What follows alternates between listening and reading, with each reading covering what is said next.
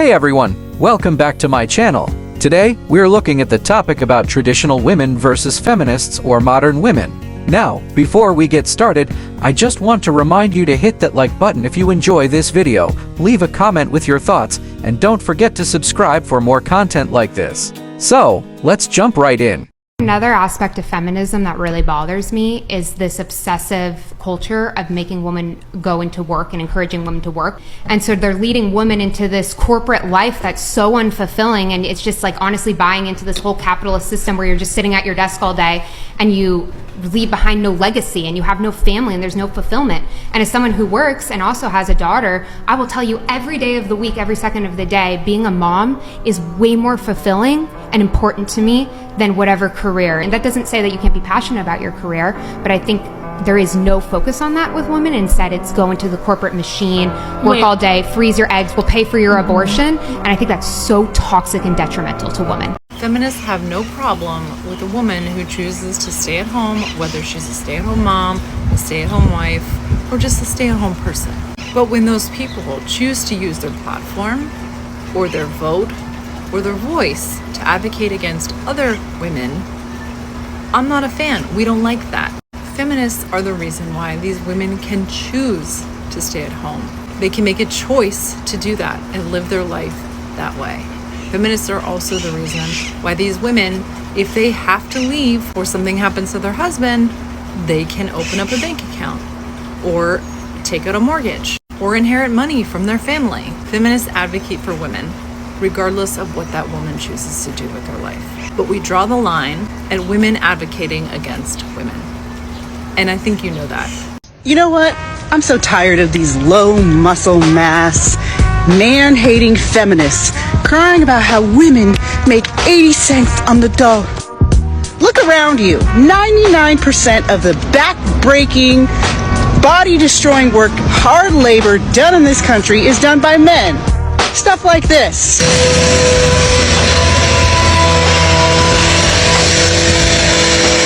We don't see a bunch of men complaining about having to do this body-destroying work. You don't think that kind of work deserves a little more pay? I'm seeing a lot of talk on here about trad wife and, kind of the two choices that we have as women. I fell for the whole narrative in the beginning when the trend started to come up. I was like, wow, it looks so nice to be able to just stay at home, like make bread and garden and, nurture a house. Like, that sounds amazing. Here's the thing though. Your job as a stay-at-home mom or trad wife is never going to stop. It's unpaid labor, if you really think about it. If you really think about all the hours that you're putting in, cooking, maintaining the home, taking care of your husband, taking care of the kids. And then not only that, but this sort of expectation of keeping him sexually satisfied as well. I mean, how many women have been cheated on while they were pregnant? And I think it's like sold to us like as if it's some sort of soft life, but the reality is that it puts you in a very vulnerable position where you could be at the hands of abuse or taken advantage of, and you're stuck if something happens because you have no money because everything that you're doing isn't accounted for. It was not like this in the 1950s. People got married and they stayed married, but when the hookup culture and the sexual liberation movement introduced by feminism came in the 1960s, everything just was destroyed. Like, if you look up the statistics, your best bet at not getting divorced is marrying a virgin. Okay? Sure. Only 5% of virgins get divorced. But the hookup culture and the sexual revolution is what screwed up this country and the society. Before all of this, people got married to the first person they had sex with. I see feminists getting a lot of flack for criticizing the trad wife movement. A true feminist is all about choice, right?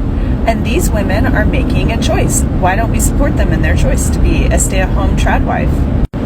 Because it's not a choice when you have been groomed from birth. It's not a choice when being a trad wife has been labeled as a superior way to be a woman, as a superior way to mother. It's kind of like Christians saying, well, you get to choose But is it a choice when one path leads you to hell and the other to heaven? Is that really a choice? And when women are given the divine mother archetype or the selfish whore archetype, is that really a choice? Is it really a choice when childcare is not affordable? When women are paid less than their male counterparts, is being a stay-at-home mom really a choice? Or do we pressure, coerce, and manipulate women into this path and then shame them if they refuse it? Feminists support choice. And when being a stay-at-home mom is truly a choice that a woman can make without coercion, then we will support that equally. I was not told by media to be a girl boss. Most of the pressure to be a job and be self-sufficient was actually from my mom and not being able to pursue anything that she wanted to pursue. And in my experience, when I've spoken to other women, they've more or less all said the same thing, that it was their mothers who told them to get into education, to learn how to take care of themselves, so that when they need to, or if they need to leave, or if they want to pursue other things, they don't have to ask for somebody else's permission, excuse me. People are not going to respect your labor if you have no other options. You know, the main difference between me and the women who hate me and hate my content is that I pray for them because I know deep down they're miserable with themselves, while simultaneously they wish divorce upon me and leave hateful comments on all of my videos. So that should tell you everything you need to know about feminists. Okay, let's rant about something really quick. As I was scrolling TikTok this morning, I came across a couple of posts about women bashing stay-at-home moms. And it's always the same women who are always like, oh, women's rights, that always want to talk bad about stay-at-home moms or trad wives. Haven't you ever thought about that? Yes, it actually is our choice to be a stay-at-home mom. Our husbands did not force us into this. It is actually a conversation that we have with our husbands and come to the decision to stay at home. I actually take pride in staying at home. I take pride in keeping a clean home. I take pride in the fact that my husband comes home and doesn't have to do anything because his dinners are going to be cooked. The house is going to be clean. The kids are taken care of. I take pride in the fact that I can be on my kids' campus every single day at school. When there's any kind of function going on, I can help out in the classroom. I can do anything because I have the flexibility to be able to stay at home with my kids. That is a choice that I made with my husband. And of course, that has to be a decision made together with your husband because you have to be in a place financially where you can actually stay home. So I don't understand why it's always the women that are like, oh, women's rights, that always are the ones that are bashing stay-at-home moms. I'm over it. I cannot. It is a women's right to be able to stay at home and take care of their family. I don't care what anyone tells you on the internet, trad wives, fucking, what are they, feminists, between the two. This is coming from a woman with experience. I own 3 businesses, bought my own dang $20,000 BBL, bought my own house this year, bought a house in Florida. Myself, I'm a single mom. But let me tell you, before all this happened, I wanted nothing more than to be with my child's father. Stayed with him for over 10 years while he cheated on me. But I thought I was being a good wife by turning my head, taking care of everything, taking care of the house, making the lunches, taking care of the kids. I was a good wife, doing the laundry, never complained. I loved being a wife. I loved being I don't want to say a servant, but being there to serve. Loved it. Loved cooking. I would spend over an hour and a half cooking every night. Was sponsored by HelloFresh. I had it all. But after the last pin dropped. What is that saying? It was the last straw for me, and he cheated on me one last time with one of my good friends, who is not my good friend, but I left. And I didn't know where I was going with my daughter. I was basically almost homeless for half of a year, 11 months, until I bought my own home. So my story is not only factual, but it's also a testimony that no matter how much you want to be a trad wife, in this economy, with the men we have, it's very, very rare to find a good man. Do you guys believe that the man or the husband should be a leader just because he is the male, or is it because he displays certain leadership qualities? It's built in. It's baked in biology. So hormonally, men's... No, I don't agree with that. How so? I mean, sure, you can say that there are biological difference between a man and a woman, but that doesn't make. I get so upset because why are men inherently born deserving respect, but we have to earn all of our respect, right?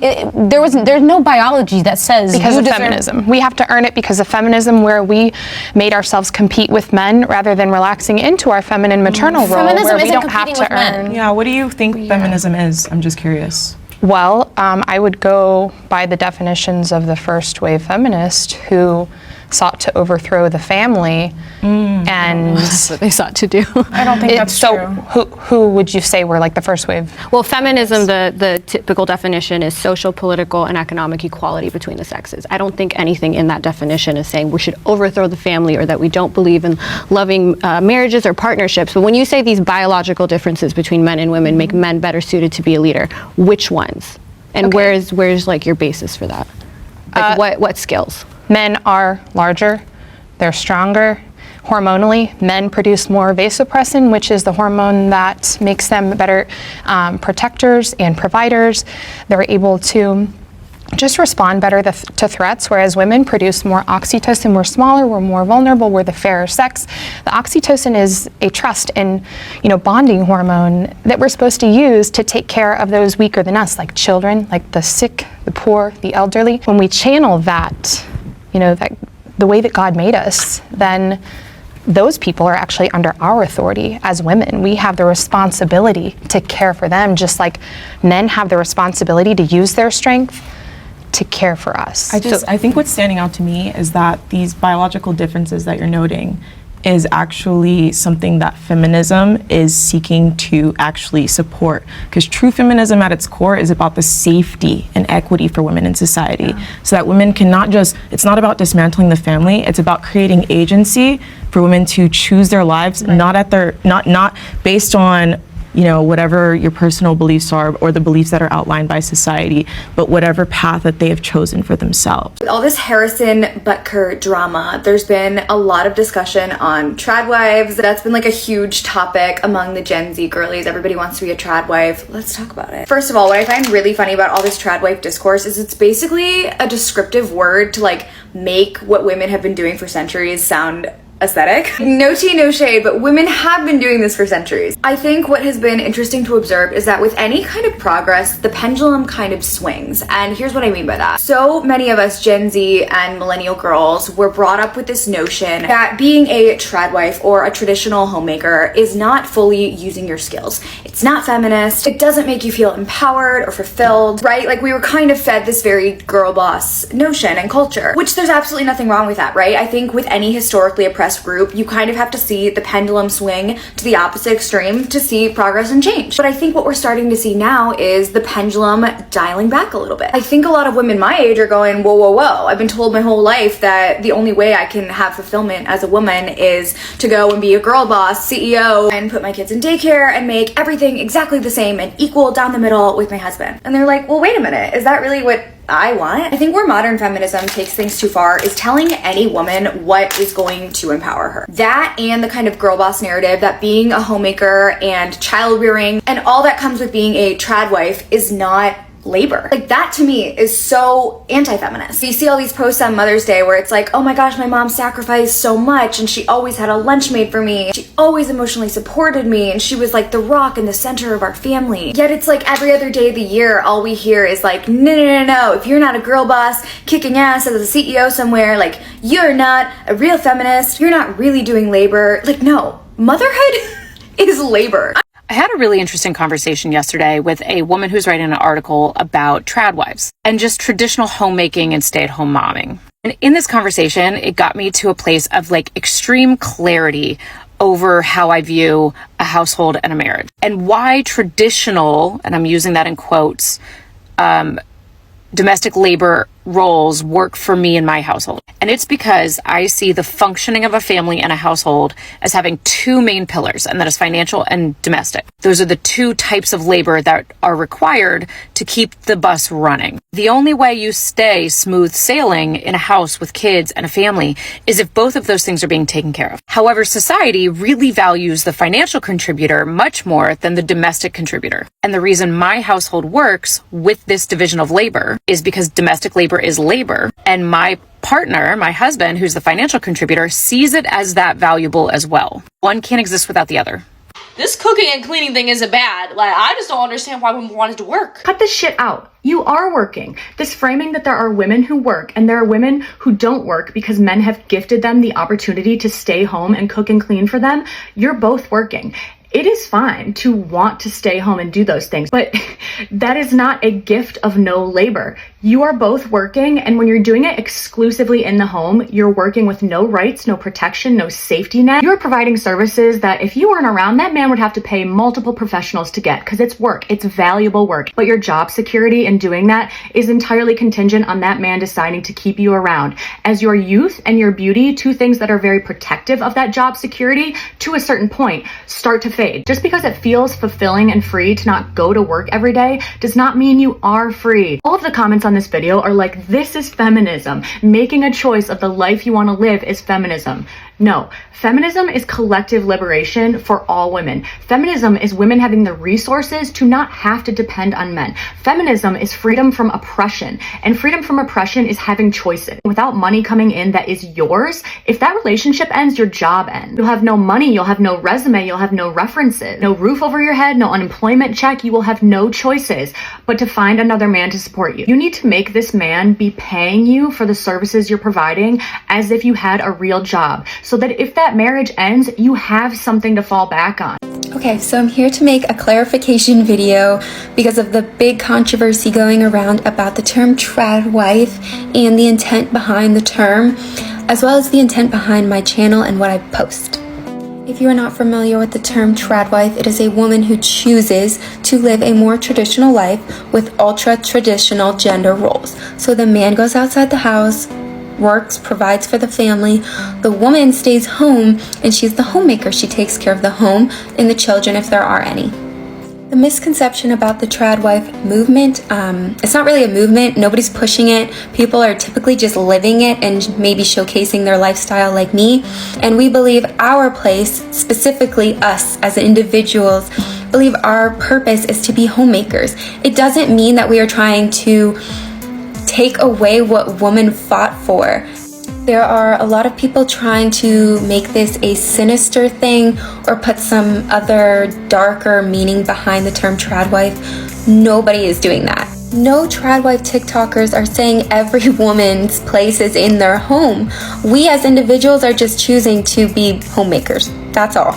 I want to be a trad wife, so I'm not a feminist. I have seen so many women lately say this, and so let's actually break down if you can be a trad wife and a feminist. If you have ever walked down the street by yourself, sat on public transport by yourself, voted, posted on this app without needing consent from a male, worked a day in your life, then you fall under the banner of what a feminist is. Because feminism isn't, I hate all men, we don't need them. That is a very misconstrued strain of feminism. Sometime 60 years ago, a woman has fought for your rights to choose to be whoever and whatever you want to be, and that is what feminism is. It is you have the right to choose whatever lifestyle you want. So whether you want to be a CEO or a trad wife, you can still be a feminist. If you believe that women should have the ability to choose that lifestyle, you're a feminist. And collectively, we should all just believe that women should have rights, to whatever extent that may be. So if you want to be a little stay-at-home mom, I support you. If you want to be the CEO of a massive company, I support you. If you just want to work in retail, I also support you. I support whatever women want to do with their life, and that is what feminism is. What stage of feminism are we on? Because as somebody who is an English major and kind of like studied feminism but not that much, studied womanism but like not that much, just wasn't like my focus for my undergrad, I want to know, like, what stage of feminism are we on, especially with the discourse that's happening on TikTok about 50-50 and 100-100 and, you know, women being stay-at-home moms, and that's like the new thing, or the trad wife content. Like, there's so many different conversations about the role of women in feminism. I'm just wondering, like, how do we all characterize this now? And I guess really what the bigger question would be, not even the bigger question, but like an observation, like if 50 years from now women were to characterize the women like in 2024, 2025, or like in the 2020s, like, are we a new wave of feminism? Is this like a call back to old, like the second wave of feminism? Like, I really want to know from people who, you know, have thought more deeply about this, like what feminism wave we're on now. Or is this something, like, I know there's like big words for it, I just don't know them. Like, I just want somebody to help me unpack that a little bit, because these are things I want to know before this app gets banned. Reasons women are turning more conservative. Let me explain. Number one is the misconception that to be conservative, you have to be a part of one specific party. Being conservative is just a lifestyle and a way of living, which leans more towards traditional roles and traditional morals and values. Number two is that women are just tired of progressive feminism. Women are wanting to actually just be with men rather than compete with men. Women are tired of being sexualized by the left. Conservative values benefit the family and the mother more than left values do. For the last 25 years plus, women have been under the impression that putting a price tag on our body and having as many sexual partners as we possibly can is the most liberating thing you can do to be sexually free and independent. We're now just realizing that that was a lie. Women are tired of competing with men, and we're also tired of competing with them in our sports. I've never seen the left empower marriage as much as they empower divorce. Women don't want to have to be propagandized into thinking that the only way we can be independent is to be a feminist.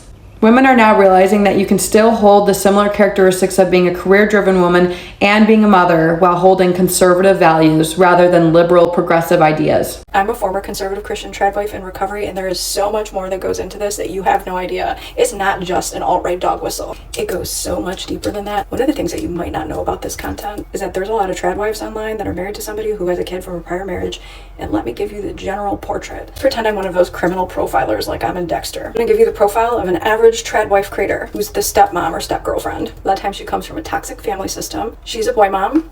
She has a son from a prior marriage a lot of times. She has one of the biggest signs of childhood trauma, which is chasing a man that will never love her or give her the love she deserves, just like one of her parents or both. There's a good reason baby mama ain't with him anymore, and she finds out as the years pass. Sometimes she'll make content basically highlighting what a good wife she is and what a good stepmom. And a lot or most of the time, this man that she's with has children that he doesn't have much or any access to. Man's is MAGA, and he's mad at the world. She will come on here saying what a great everything he is, when really at home he uses her for an emotional punching bag. Somewhere deep in her subconscious, she believes if she makes content talking about how he deserves access to his kids and all this other stuff and glorifies their relationship, or cry for help online, that he will love her more and treat her better. She probably only gets a year to maybe 3 years into making this type of content about father's rights and kids' rights. A lot of times where her man's ain't even paying child support. And a lot of times while her man has active bench warrants every single year for non-payment of child support. That wasn't my situation. This is just a profile. Okay. Eventually her videos get thirstier because it's a cry for help. She realizes that she's not hideous, she's a cute girl, and her videos get thirstier because she doesn't get any attention at home from this grumpy MAGA man. And as she finds a community, eventually through making content or just flat out having enough of his behavior and how he treats her, they end up divorced. And she ends up a feminist. This is just what I've seen over and over and over again, not necessarily my situation. Here's how feminism messed up the US economy and how it's actually now come back to bite modern women in the butt. Let's rewind. The modern feminist movement kicked off in the 1960s. The goal was fair wages, equal opportunities, and legal protection. Great, right? They told us that the first wave gave us the right to vote, and the second wave brought us into the workforce. Here's where it gets a little bit sticky. During the second wave, the message shifted. It wasn't just, you can work outside the home. It became, you should. Or you must if you want to be respected. Doing nothing but staying home and cooking and cleaning and raising children, that was suddenly less than. So women flooded the workforce around this time. They were told they would get more financial freedom, more independence, and of course, more respect. But when millions of women started working full-time, it didn't just change individual families, it changed the entire economy. Suddenly, 2 incomes weren't just nice, they were expected, and that's where we get into the 2-income trap. This is a book written by Elizabeth Warren, who is not exactly a conservative voice, but she actually articulates this situation beautifully in her book, The Two-Income Trap. She argues that when both parents started working, the cost of living adjusted. Homes in good school districts, prices went up. Childcare, through the roof. Everything from health insurance to groceries inflated to match dual income spending power. So now we've created this world where it takes two full-time incomes to just be able to afford the same lifestyle one income covered in 1960. Okay, here is why more and more young women are rejecting feminism and just do not want to be associated with it at all. I think these younger generations have really, really good BS detectors. So on its face, feminism sounds great, right? Equality for all and girls supporting girls. That sounds so beautiful. But the second you kind of test that out, you very quickly find that it has just become a total facade. If I'm putting on makeup for my husband to come home from work, or if I'm cooking for him, they get upset. They don't like that. Whoever the head of PR is for feminism needs to be fired. They are doing a horrible job because almost all of their representatives who are outspoken, they just seem so miserable, so hateful, so bitter. It doesn't look fun at all. Nothing about that sounds appealing. I think that's why we're starting to see the trad wife stuff on TikTok, is because people are so sick of the other side, so done with the angry, man-hating, putting women down. Ugh, it's boring, it's old, we're done with it. You don't have to like me, you don't have to like other women on social media, you can call everybody names and be upset, but just don't pretend that you support other women, because you don't, and a lot of people are seeing right through it. Thank you for watching. We'll see you next time, and don't forget to like, comment, and subscribe.